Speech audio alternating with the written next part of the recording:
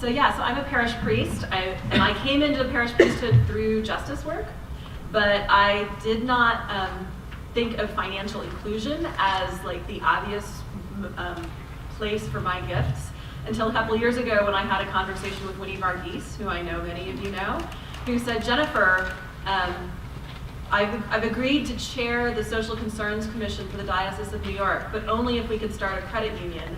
And the bishop has agreed. Will you be part of that? And I thought I was kind of an interesting candidate for that because I have no background in credit unions. She said, but you know a lot of bankers. I was like, oh yeah, I do. I work on the Upper East Side. I know bankers. So I've been part of this work now since 2013. We're in the chartering process.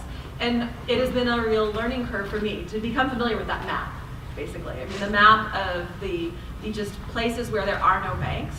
And we came into this work focusing on the credit part of credit unions. And what we've learned is that the savings part of credit unions is just as important, if not more important, because there is no way for people to enter the banking system today. Either because there's physically no bank in your neighborhood, which is true in a lot of places, because the banks aren't interested in you as a client unless you have a lot of money, because they make it impossible for you to start an account. I just checked the Chase website yesterday. To start a checking account at Chase, you only need to have $25 to deposit, but they're going to charge you $12 a month. Unless you have $1,500 as your balance every single day. So one day that your balance goes, to $1,499, they're going to charge you that $12. They're charging you almost 1% per month to have a bank account, which is kind of the opposite of what banking is supposed to be, right? When I was a kid, I learned that you opened a bank account and they gave you money in interest to have so that they could hold your money. And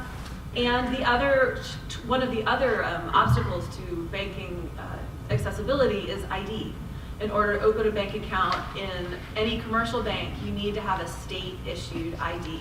And that's actually not a federal regulation. Those are individual regulations of the banks themselves. So you need to have a driver's license or a passport in order to open a bank account. New York City ID, which was supposed to be the answer to this, is not accepted by any commercial bank to open a bank account.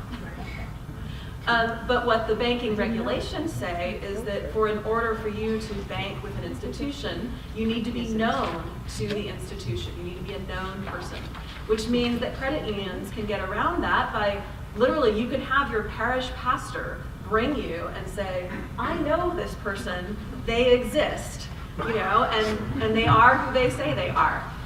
So that is something that credit unions are also uniquely sort of set up to do it. So what Winnie and I shared in common is that we were both ordained in the Diocese of Los Angeles, where we had a credit union. And so we were able to take what we learned from the good and the bad of the Diocese LA Credit Union and get started on our work here in the Diocese of New York. The Diocese of New York includes the Staten Island, Manhattan, the Bronx, Westchester, Putnam, Orange, Rockland, and another county that's far enough north that my knowledge is not as good as it ought to be. But so we're a diocese that includes rural, suburban, and urban locations. And what we discerned is that banking accessibility is not just limited in places like the South Bronx, where you would kind of guess that it would be limited. It's also limited in rural places. It's even limited in some places in Staten Island, where people don't have banking access. And so that is something that kind of unifies our diocese. And is not something that divides us, unless you're on the Upper East Side, where I run into a Chase branch everywhere I go. But so in looking at that, we discerned from our research that there's somewhere, and you would probably know this stat better than I do, that it's between probably 20 and 30% of New Yorkers who are unbanked or underbanked. So it's a huge population of people. And think of all of the things you can't do if you don't have a bank account. You cannot participate in most of our modern economy if you don't have access to banking services.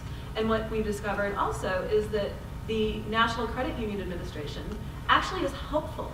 They actually want people to start credit unions. And so in order to start a credit union, you need to go through a very lengthy chartering process with the NCUA, which we're in the middle of. We're closer to the end than we were at the beginning, and we like to say we're moving at the speed of church. But so we have had our name approved, the New York Episcopal Credit Union, and we have had our field of membership approved. And this is how, for us,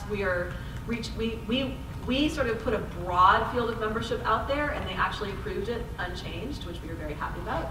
So it's anyone who is a member of a congregation in our diocese, any employees of congregation and institutions in our diocese, any families of Episcopal schools in our diocese, and anyone who is served by any program of our diocese in the parishes. So for instance, my dinner program on Wednesdays, St. Bart's, their food pantry, rural and migrant ministries further north. And so that's where we really sort of broaden the banking access to people who are unbanked or underbanked.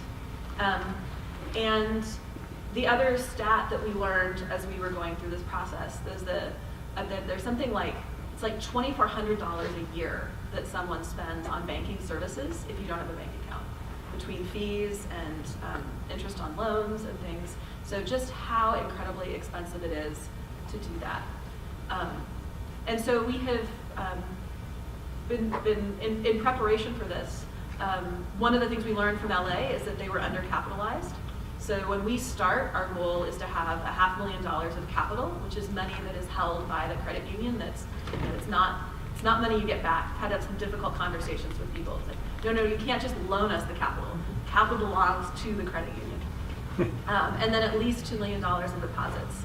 And so we have our capital. We have the $500,000. We're hoping to get at least another $500,000 in capital. Every dollar of capital supports $10 to $12 of deposits and loans. And then we're in the process now of going out to parishes and getting people to commit to deposits for the $2 million plus. I think we'll have well more of that when we're ready to open. And you'd asked for sort of theological sort of reflection on this. For us in the Episcopal Church and the Anglican Communion, one of the concepts that we've spent a lot of time talking about over the last 10 or 15 years is the concept of indaba, which is a Zulu word for sort of a gathering of people for conversation. And it's something that the Anglican Communion did in the wake of our arguing about sexuality, where there were indabas between different dioceses in different parts of our globe. So the Diocese of New York was part of an indaba with a diocese in England and a diocese in India. As a way of sort of, and you go to visit that place, hear what they have to say, see them in what their lives are like, see them in context, and then you each share that. You go to each of your locations. And when our Bishop Dici, who is one of the people who has provided the diocese half of our startup capital, began his episcopate, he did an indaba within our diocese, so that parishes like mine on the Upper East Side, we were matched with a parish in the Bronx and in a parish, a little tiny rural parish way, way up the Hudson, where we could spend time with one another. And what we've really realized in the credit union work is that this is a financial indaba.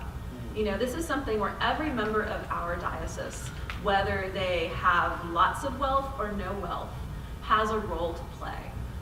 The people who do have banking access and do have wealth are really excited to be able to use it for good. They're excited. They're like, oh, $250,000 is the maximum deposit that's insured by the government. I'll deposit that. Because they know that, that this is important, and they're willing to put their money where their mouth is for this. And then for the people who don't have banking access, are very excited about the prospect of actually being, I could have a bank account? My check could be deposited into my account? So it's been exciting work for us, and we're not at the end of it yet. It's nice to talk to people who are kind of further along than we are and know that there's an end, but we're getting there.